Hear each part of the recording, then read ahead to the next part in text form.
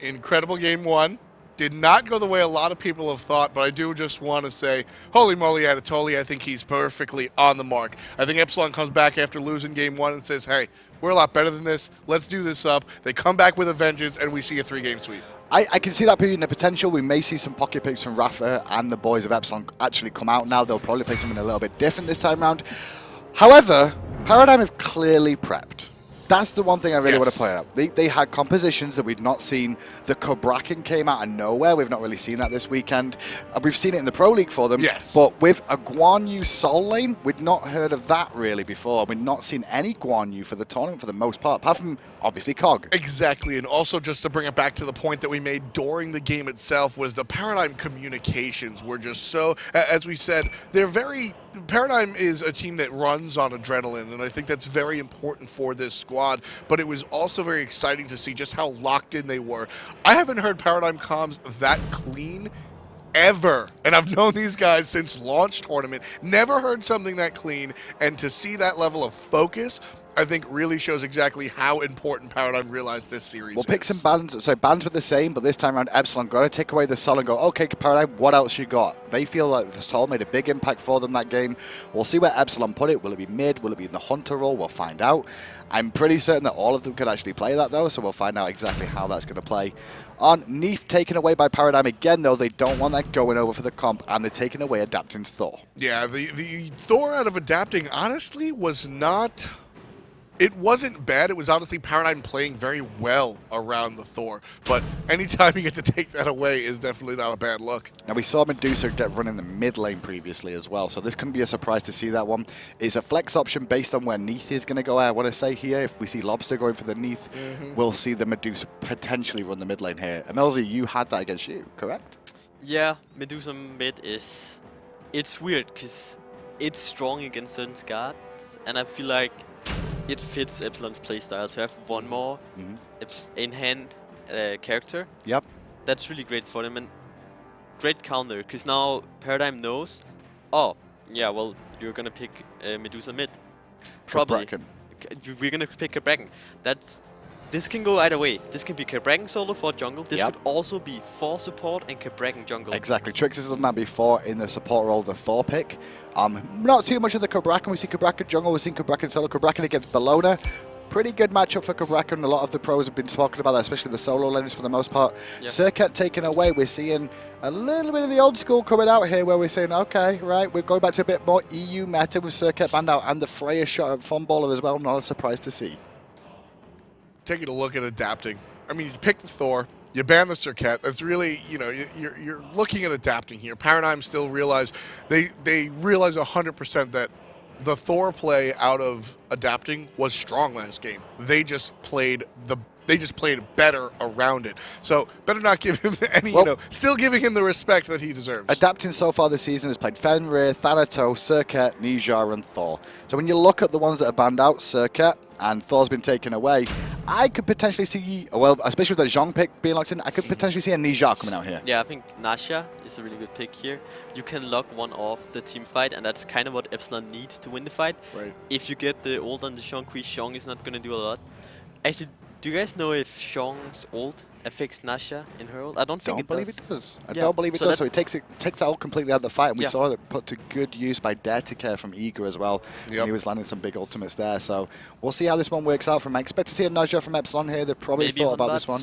It could be below the jungle too, just to throw you for a loop. I know the boys of Epsilon, all of them will play everything. We're looking at Lawbster right here.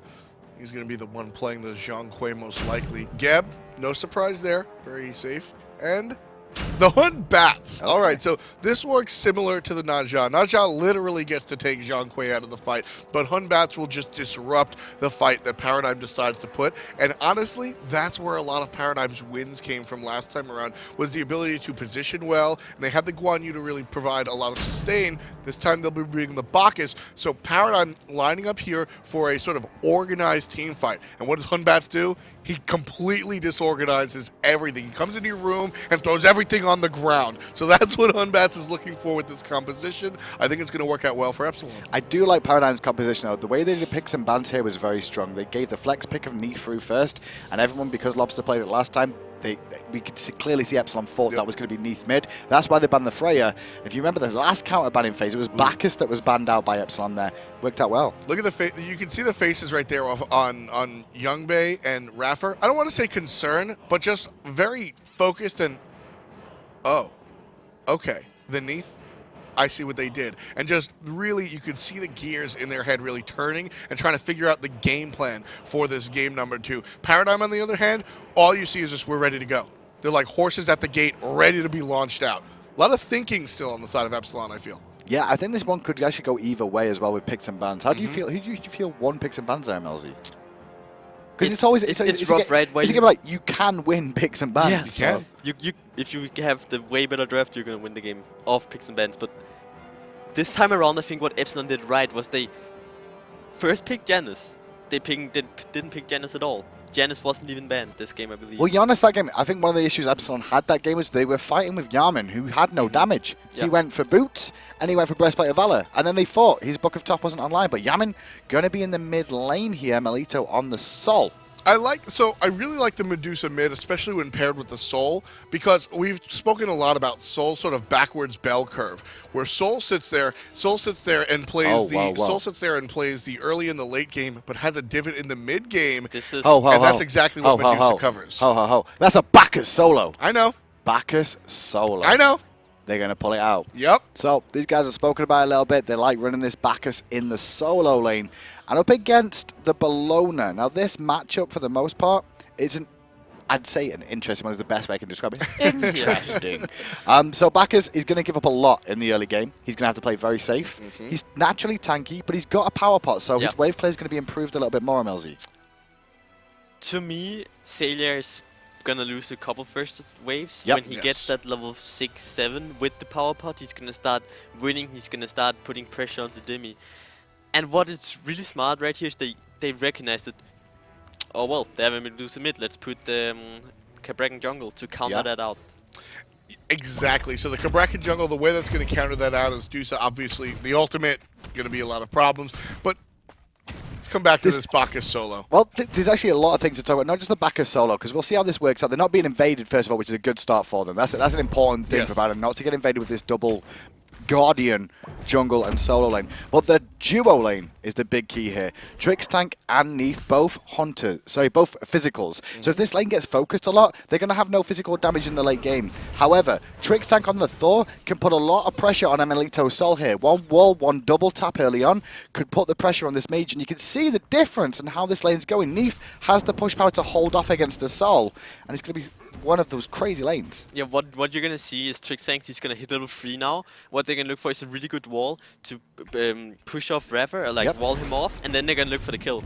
Well, it'll be a wall on emilitoo followed by a root potentially for the setup, and then they'll be looking for the double tap just for the damage. But a lot of poke onto the boy Trix there. But they have the minions. A little bit of so they can get the wall. They're looking for Gav. They don't find it. Aggression. Oh, they're still going in though. The backflip for the aggression coming out. Funball might actually pay for that, believe it or not. But the first kill goes to Trixtank with the Zerker Barrage. iRaffer forced to roll out, but he does take one with him. Trixtank gonna fall as well. So the first blood goes to Paradigm, but Epsilon answers very quickly. Very quickly indeed. Funballer though, I was going to say if he did notice adapting first of all there. We need to watch that weave on the ground. There's a weave on the ground, Rafa. There was a weave on the ground. And now you are too. Funball with the quick pop. The weave on the ground.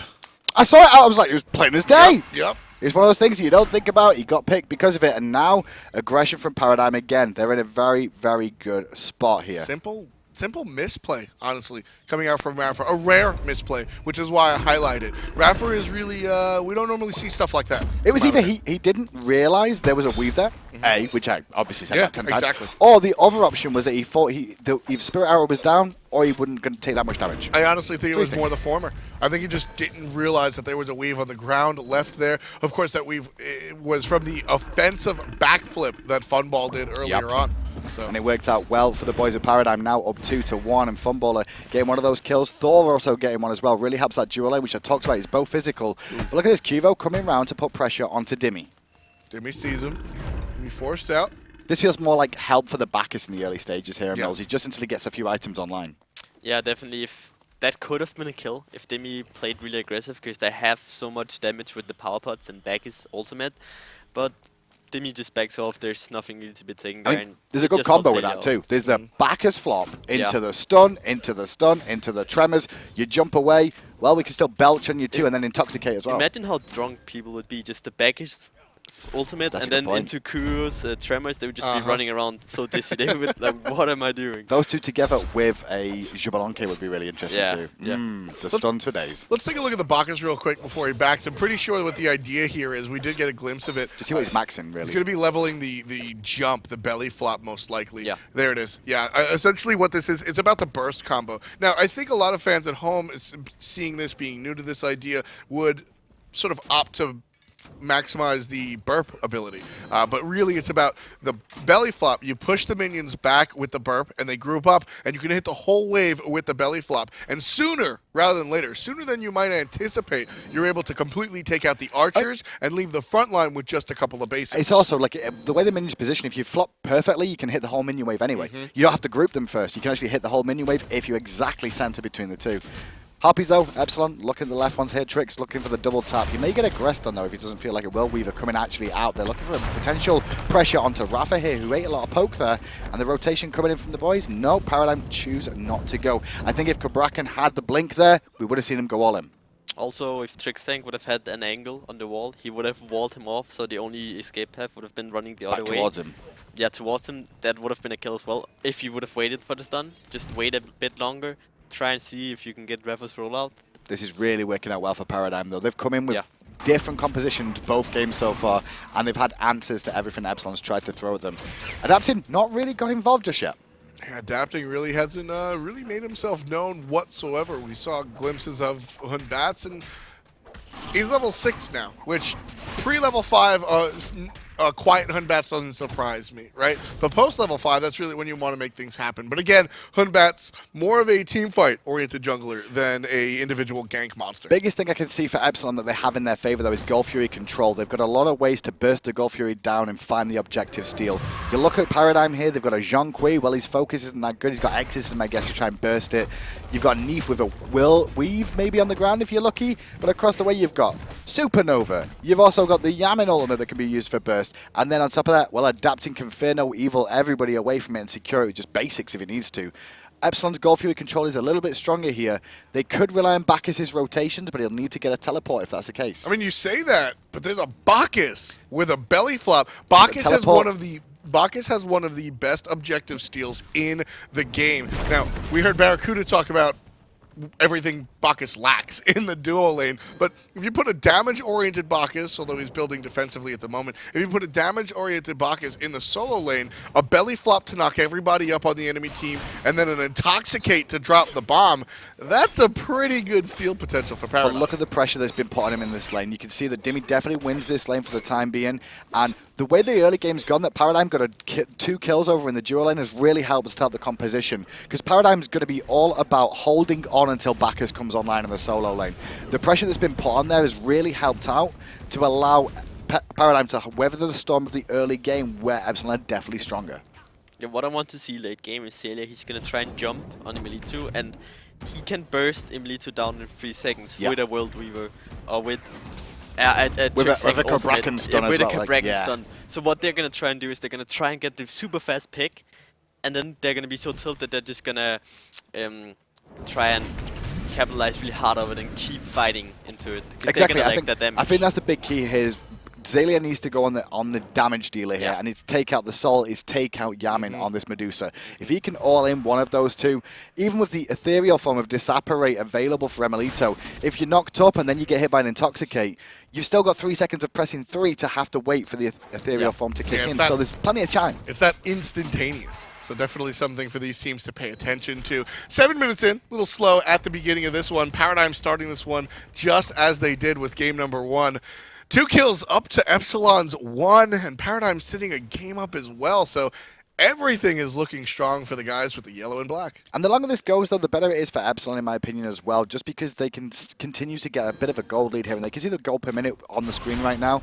We did see that, Trix went for the bluestone here, but if Trix doesn't really find picks on this god or finds assists, he's going to slowly fall behind in gold against the Geb, and then his items aren't going to be online, so it means the auras that could be potential for Epsilon here will be a little bit stronger to allow them to survive the fights against Paradigm. So the early breastplate comes out of the solo Bacchus, and I'm focused on it a lot because it's just such an interesting pick, and I want to see how it envelops and how it develops rather, and how it works out. The breastplate comes out first, and as we said, this is probably going to be a damage-oriented pick, but the breastplate comes out mainly because of physical, solo, and jungle. But this is the beatdown that'll happen every time he tries to clear the wave for the time being. He's still not got the clear. You saw him flop and burp, and he still didn't clear the whole wave out in full. Had to rely on the minions to do that. Right. Mana is an issue, but as soon as you use your flop, Dimi knows he can just all in him. He can just keep beating him down, and Xalia's just going to accept that. That's why he's got breastplate of Valor too, so he can stay in that wave a little bit longer. But every 2 waves, he's pretty much going home. Unless he has some sort of support for the time being. Paradigm give up a lot with this pick, but they've got to make it work late game for it to work out. Exactly. That's what you're looking for with the Bacchus pick. I think you're looking more towards the late game. I mean, emilitoo, when you're playing the Bacchus support, it's obviously a little bit different than a Bacchus solo, if you will. But sort of where is Bacchus's most strong point when it comes to the game? Bacchus is really good at creating confusion and setup, and what he does really well, I think, in solo, he's gonna be in one guy. It's gonna be like a Xing. He can zone one guy out of the fight just with the pure, I can kill you. Yeah. Like I can, if I belly flop you and I hit my ult with just any point of damage, like a Funballer AA, a Lawbster card, I'm gonna kill you. His base damage stats on Bacchus is strong, but he's going to need some magical power here, so that's going to take a while to come online. And one thing to note, the shell is already online in full for iRaffer here. That's very important, because when you look at this team, every single god, other than the Zhong really is the CC bots for the team. If they can get Lawbster in a big team fight and set him up to just go off and run through the team, he'll deal a lot of damage. So that shell, iRaffer already realizes where the big damage potential of the overall team fight will come from. This burst from Bacchus, yes. But then after that, it's Lawbster coming in. Right, and that's sort of, we saw that happen. We saw that happen with the North American games where immediately just Zhong was such a problem for the guys on Eager and Cloud9, and immediately the response was very quickly, oh, if we buy a shell, we can mitigate a lot of this damage. So that's what we saw right away, and Epsilon, taking a page out of those guys' books, make sure to buy the shell in response to the Zhong. You can see the left harpies have spawned, and may see a bit of a contest here between the two, but a war fight between the supports as well there. And iRaffer gonna double tap, but a good shield there. But look at Adapt in the jungle, putting some pressure onto Lawbster here. Both teams starting to siege up potentially for the goal. Here we go. Blink in from iRaffer is going to get Big 2, ult. And there's Medusa ult as well. Funball in a lot of trouble, already forced out of the fight. Down comes Thor though, and Lawbster is the first one to pick up a kill. emilitoo responds immediately. Rally here, says Dimi. This one's going the way of Epsilon, but they're pushing a little deep on the mid lane. 4 members still alive for Epsilon, and they're going to shade over to the left and most likely make their way onto gold. 3-3 there, but Epsilon come out big. Bacchus stayed in the solo lane to farm and continue what he needs to do. I understand why Xaliea didn't make the rotation here, but Paradigm took a fight and they shouldn't have taken the fight. They didn't, but by take a fight, they got engaged on and didn't disengage well enough is a big key there. They shouldn't have tried fighting that one. They knew Bacchus wasn't coming. They're all about the late game. I actually give this one more to Epsilon. Paradigm did everything they could. You saw a backflip out of Funball. They tried to eject, but Dimi jumped on their tower, and Epsilon really forced the fight. So. But grouping on that corner is the big key. Yeah, a big point actually is that Paradigm had more damage still in that fight. They did 1k more damage. Zhong got his damage off. But when you see that Dimi, he's just able to out-rotate the Bacchus, and yeah, there's 4v5. much you can do. 4v5, that's what's going to happen most of the time. I think Bacchus staying in the lane was the wisest decision there. The Bacchus staying in the lane was very wise so he can get himself ahead, get to the late game. There was a lot of damage off, but if you think about the shell being involved in that too, that's one of the reasons Epsilon survived as hard as they did in that engagement. The shell was right. And it was also the grouping around those left-hand harpies. 3 members of Paradigm all got caught in the same cataclysm. Can't really happen. If it does, you're going to have bad days. Exactly. And I mean, like I said, Funball tried to eject as best as possible. The team tried to get out of there, but Epsilon just said no. So they wind up on the top side of that fight, leading the game by a little bit. That's going to put Epsilon up by about 1,500 gold, give or take. We see a blink actually online for Xaliea in the solo lane as Bacchus too. I've heard that not necessarily we'll see him go for teleport is the big key here. He may just go for blink or blink beads or blink ages or something, because he can blink in and he can save his flop. Blink intoxicate is a very, very strong move to make, and then you've still got the flop to follow it when they use their disengages or their beads. I think the beads are very important on a Bacchus as well. Almost all the time when we see Bacchus played in the support role, usually by Badger, honestly. Beads are almost always purchased because if you take a look at some of the other supports, there's ways to respond to CC if absolutely necessary, usually by way of ult. And sure, you're going to lose a Wrath of Terror or a Cataclysm here or there, but it's usually better than being CC'd to death. Bacchus doesn't have that option. There's no CC immunity on the Intoxicate or anything else, so Beads usually go hand in hand with There's Bacchus. no blink available for the Monkey, but the flip is now down. Adapting may look to dive this one. No. He really wanted to save the somersault there. That's why you threw the Monkey. If he connected with that Monkey, I think they would have gone all in then. Agreed. But Monkey missing means that he backs out and plays it safe.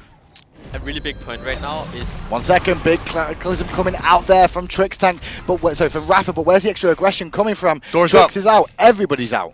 Trix probably going to play defensively. Teleport. Funball being pinged out, but Trix actually lands right in the middle of everything. Epsilon in some trouble. Funball taking a lot of the brunt of the damage. Here comes Qvo out of nowhere. Yammyn takes him down for kill number 4. Dimi lands kill number 5 and 6 with a double kill, but Xalia's finally made himself known. Adapting obliterated by the intoxication, and Paradigm still have 3 dead. Still chasing after Funballer though. He's in a world of danger. Spirit Arrow is currently down for him. emilitoo may consider diving this if he can find the 2. No, does not connect with it, unfortunately. Crazy engagement backwards and forwards, but Epsilon, they come out on top again. Gold's already dead. emilitoo, where do you go? You push down the left tower. You have assault. You can also just go mid, force Xaliea to go there. But big point right now is you want to try and get the left tower. You have the Sol. You want to do something about it. And every time we've seen a Sol with a Hunter as well, it's been so strong for the double tower pushes that are going to be available for this team. I'm kind of sad they didn't group up and either get the mid tower or the left tower. That probably would have been the better call. But it's fine. Big point was that Paradigm, they actually counter-engaged when Xaliea was sitting in base. I disagree with that.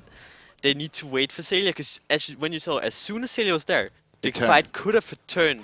But they were already dead. Exactly. Xaliea, like I said, Xaliea finally made himself known. He comes in with the Intoxicate, and don't forget how potent a belly flop can be in the middle of a team fight. But unfortunately, like you said, there was already 3 people dead. Xaliea does his damage, and Funball was chased off on the left side of the map, so essentially 4 people out of the fight. Xaliea shows up. If Xaliea was there from the beginning, I think we see that fight go a different way. But reality is as reality does, and Epsilon come up on top of that one and are still on top of our game, up 2 kills, and this time the lead is extended by about 2,500 gold. So 1,000 at a time is where Epsilon's Slowly going. but surely they're getting a lead, but take into account that when the team fights actually happen, Epsilon have to play them very, very well, because when Bacchus is in the mix, we saw what could happen, and Millsy pointed that one out.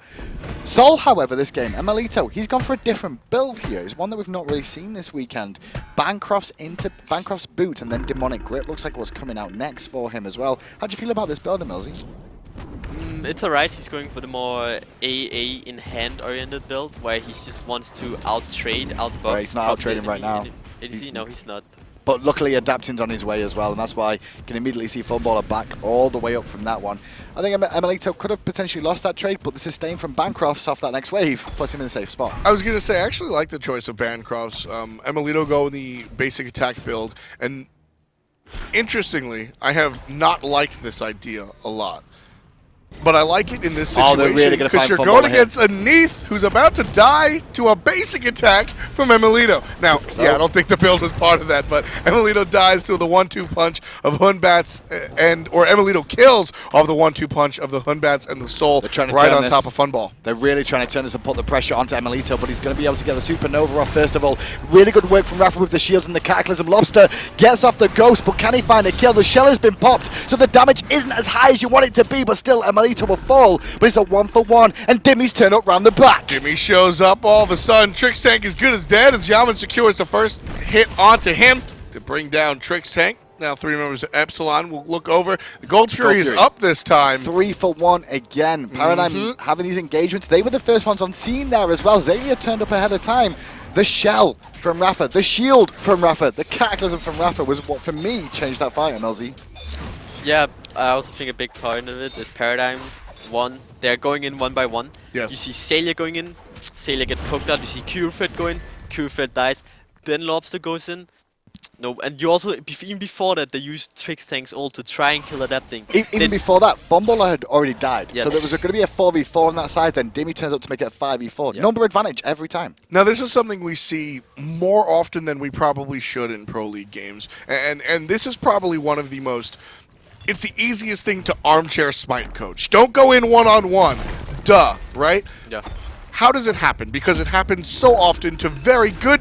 Hold that thought, we'll answer that question after. But Xaliea, that's how quickly that Bacchus is going to be able to eliminate players. I don't think iRaffer really expected to get all in there because he's just like, I'm just going to lazy back here. I'm not really worried about... Ow. Ow. It's kind of how it went down. And Dimi went, sorry, bruv, I've got nothing else for you. You're just going to fall. So coming back to that question, because like I said, we see it from top-tier teams. How and why does that happen? I don't know. It's like Yeah. sometimes you just feel like you have the upper hand. Okay, I'm gonna make a play now. My team's behind. I need to make a play to get my team ahead. And yeah, that's how some people's mindset just It's kind just of that feeling of trying to be the hero. Yeah, exactly. The hero ball, as we kind of talked about like long ago.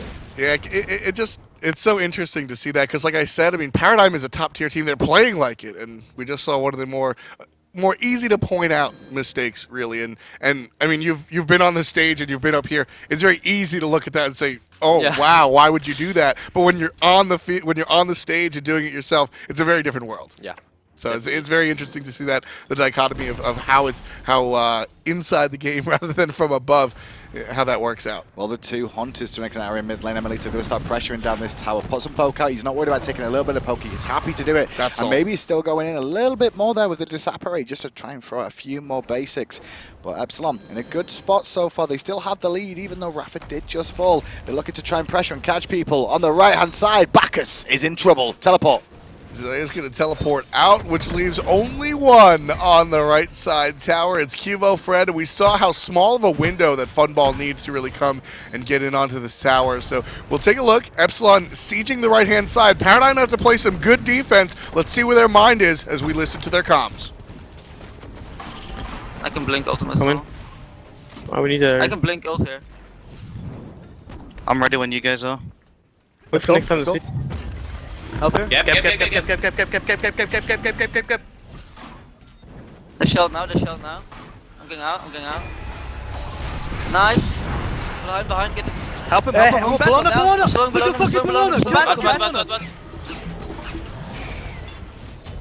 I'm dead. Nice, come on, really, please. Ah, too bad, man. It's all solo. We're going super lucky, it's that way. So right there, you saw how Paradigm's, their entire plan was to be the counter initiators. They go ahead, they blink it off of Xaliea.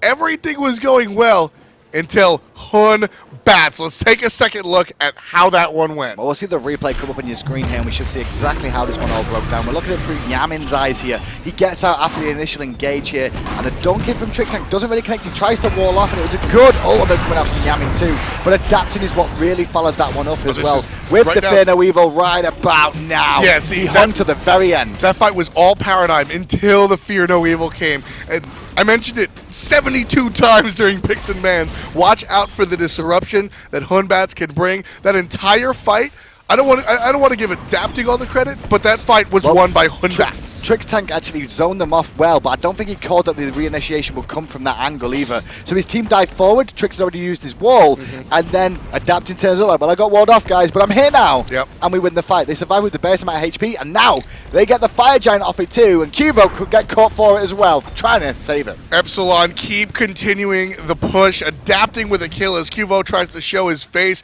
Ladies and gentlemen, we're 21.5 into game number 2. Epsilon is doubling the kills of Paradigm, and they've doubled down on the lead as well. 10,000 gold. That's a 5-digit lead, Hindu. Paradigm won last game, and I don't think Epsilon was too happy about it. Clearly, but I mean, to be fair, Paradigm had a game plan. It's still not over for them just yet. They've got a chance if they can hold their Phoenixes to still defend. The burst is available to them, but we saw what Paradigm's game plan was there, MLZ.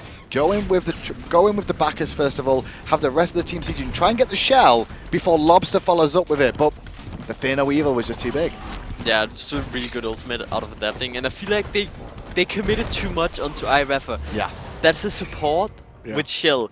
It's a Jeb that can shield himself. They committed all, not necessarily their ults, they did use some ults on him. Yeah. But they just used too many abilities, and when adapting went in, they had nothing to respond with.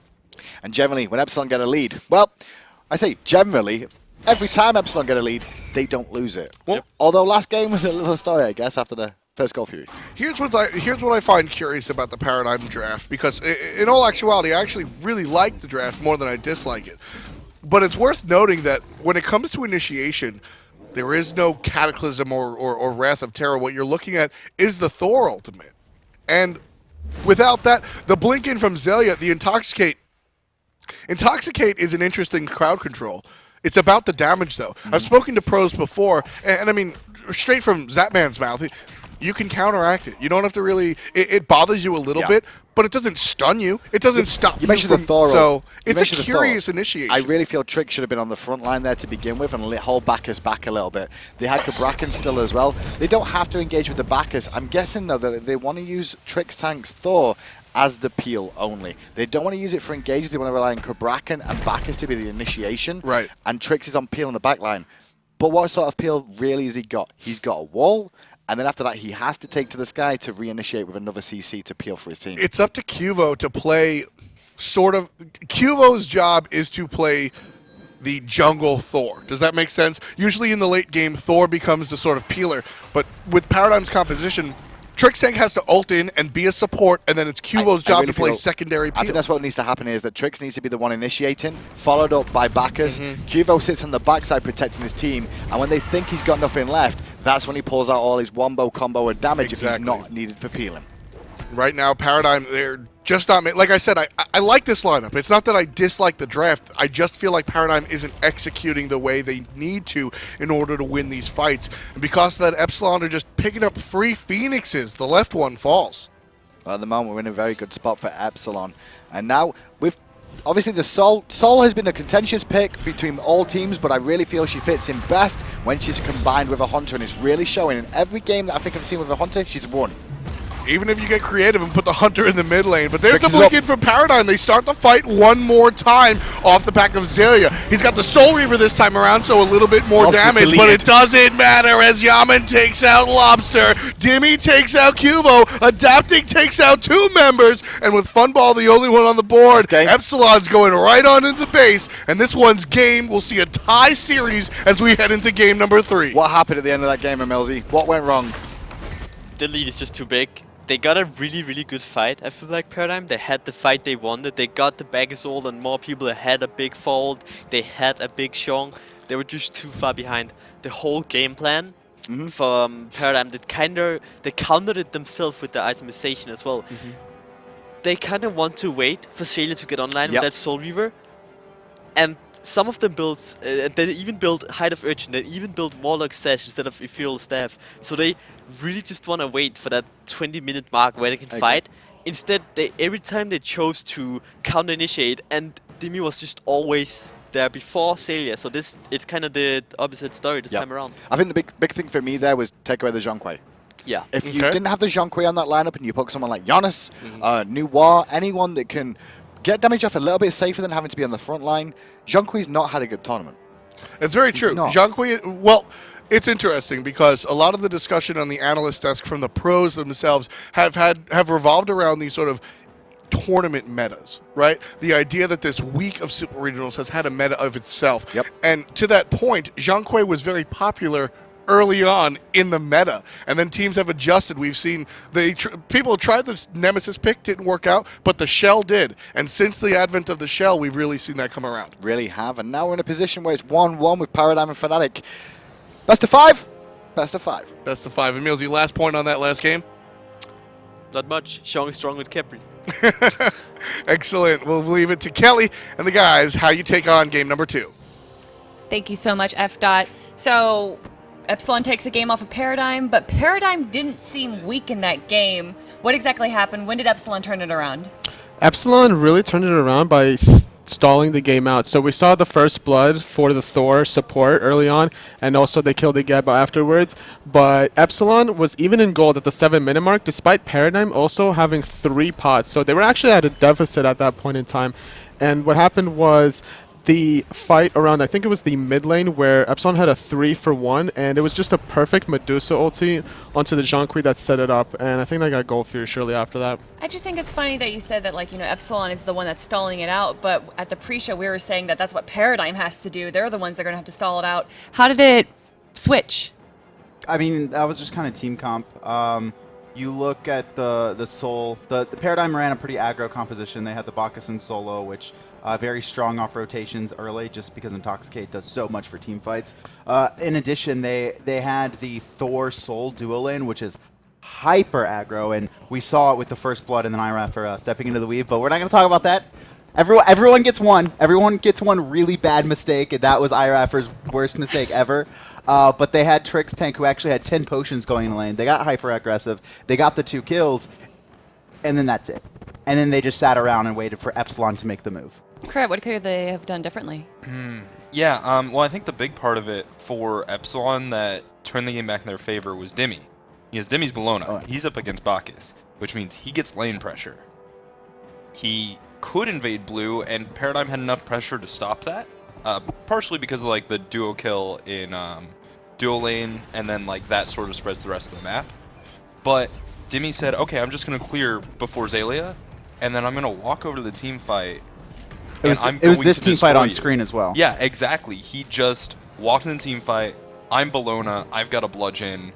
Hammer to the face. What do you do about it? It's 5v4. And Xaliea was still in Soul Lane at that time too. Like Xaliea didn't want to go teleport, is what I'm assuming, because he bought it. So I didn't notice the time, but it was after like 15 minutes. Like Xaliea didn't want to go teleport. He obviously wanted another active besides that because he had the blink. But Dimi, his rotations forced Xaliea into that active, and then by that time that was another 900 gold into Xalea's build, or into a deficit on the build, and he couldn't really get much off of that because. I mean, they didn't even get good use out of the teleport because it was so late in the game and Epsilon was forcing stuff. And also, Paradigm had 3 potions, 3 power pots that they got no use of outside of First Blood. Yeah, I think they got tempo off the power pots, but they couldn't run it. And I think part of this is Paradigm had this very clear pocket strat of the Bacchus solo. And they're running a team that has 3 flex picks. You know, Thor could go jungle or support, maybe solo, right? They've got the Cabrakan, they've got the Bacchus. But none of those picks matter against Bellona. She wins all of those matchups. You can't surprise Dimi. So maybe it wasn't the right time to run that flex pick strategy when your flex picks don't matter against what they've drafted. I'm assuming they really wanted like the late game team fights. They just couldn't get to that point.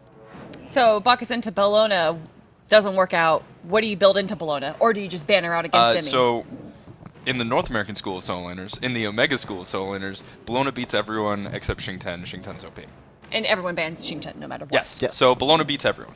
So you ban out Bellona. Yeah. Or you take it away from Pretty them. much. Honestly, if they wanted to, they could have even invaded the Hunbats and the Bellona into the Bacchus. It just would have worked out even more favorably for them. So emilitoo picked Soul in that game. When do you choose to have Soul in the dual lane instead of the mid lane? When you're trying to apply a lot of pressure into the duo lane, like you have the Soul, you have the other Guardian, you're just trying to get the pressure early on and transition into the mid-game teamfight. The Soul didn't really have that many good ultimates, but what was better of the ultimates was Yammyn's Medusa, which is really on point with all the ultis. Yeah, you called it actually, the Medusa ulti on Yammyn. And he made it work really well. He had a few double ultis, which worked out really favorably for them. And each and every single time, forcing the beats on the Zhong early allows your team to dive him later on, and so there's nothing they could do. In my opinion, like, Yammyn's ultimates were like the player of the game, right? Really? Like, regardless of whatever he did outside of his auto attacks. But I mean, in the solo lane, that that was was like nice, it was going to go to Paradigm. But that was so also pretty heavily set up because Yammyn hit a nice that Medusa ult, right. and it forced 2 beats out of Paradigm, and then it delayed them chasing down Geb. And then by that time, it took them a couple extra seconds. They were all grouped up because of those extra seconds. They didn't have their beads. And then immediately, Hunbat's ult comes in. And I want to talk about adapting there because I don't think we've seen the adapting in this set yet, right? Like, game 1... He was even missing stuff mechanically. Yeah, exactly. Now, game 2... we saw Hunbots, and we saw Hunbots played well, but I don't think we saw, like, the adapting Hunbots. We didn't see, like, jump in, blink in, outplay you, use, like, tricky auto-attack cancels to get, like, crits and stuff. We saw the Hunbats play. The I walk into the team fight. It's the Hades play, too. I walk into the team fight, all your beads are down, press my ult. And that's, like, it was perfect, and adapting played that really well, but all he did was what Hunbats aspires to be, right? Like, that's what Bronze Hunbots also aspires to be. So there's something that you said where Medusa was able to pop those 2 beads, and that's why Hunbots was doing so well. as a team and as players, how do you decide who goes in first to get those beads down, and then someone follows up with another CC? Who takes priority over that? Well, it just depends how the team fight kind of pans out, right? We saw Paradigm be the ones that initiated first, and because they did that, they kept aggressing forward, and the Medusa ulti, obviously, they didn't see it coming, or for whatever reason, they just got stunned out, and then they were forced to beat, and that makes Adapting's job that much easier when somebody else, especially if it's Medusa popping beats with her ultimate, it makes his job so much easier. Why did Trixtank not go Bacchus? They got the pick, and he definitely seems to not only favor it, but do really well on it. It just seemed they had this hyper aggro strategy with the Neith and then Thor duo lane that they wanted to get an early lead on, which they did. They got 2 kills, including first blood, and then I just they didn't do anything with it. Like Thor had a gank onto Dimi, and Dimi just I'm pretty sure, and then there was just they couldn't do they didn't do anything with their duo lane lead at all. They needed to. And this is not oh, they misplayed this. I think Epsilon denied them the opportunity, but they needed to Thor ult and Cabrakan ult and wall in the Medusa with Zhong next to him, hitting all his skill shots, right? How do you deny the denied? You have Adapting waiting around as Hunbots, right? And you just maybe poke him out. I think that's perhaps what Paradigm could have looked for more, is just a little bit more poke. Because you've got the Neith with the Spirit Arrow, you've got the double tap. I believe Trixtank was putting a lot of points in his one. I don't know if he maxed it first, but he definitely was putting points in it. Yeah. Why put points in your 1 over your 3? Well, on Thor support, what they were trying to do against Soul is they're trying to poke him out, because Soul doesn't have a real lifesteal item. Now, emilitoo went Bancross, but it's only 12% as opposed to Soul Eater or Devil Gloves, which is a lot stronger. So Soul has a sustained disadvantage versus Hunters, and they were trying to use the Neith, who has built-in sustain, and the Thor, who has really good poke and a long-range stun, to get that advantage. So maybe they could have used that to set up a team fight, but Epsilon never got poked. So what is Paradigm going to have to do differently so that Epsilon does not steamroll? They're going to have to apply pressure in the right areas. We saw them get the early double kill, but they didn't really find a way to do anything with it. They could have maybe looked for some purple buff invades with that Soul Thor. That probably would have been most favorable for them. And that's exactly what they're going to have to do. Well, I believe we are ready, everyone. Going into Game 3, is it going to be Epsilon or is it going to be Paradigm? Let's go to the casters to find out.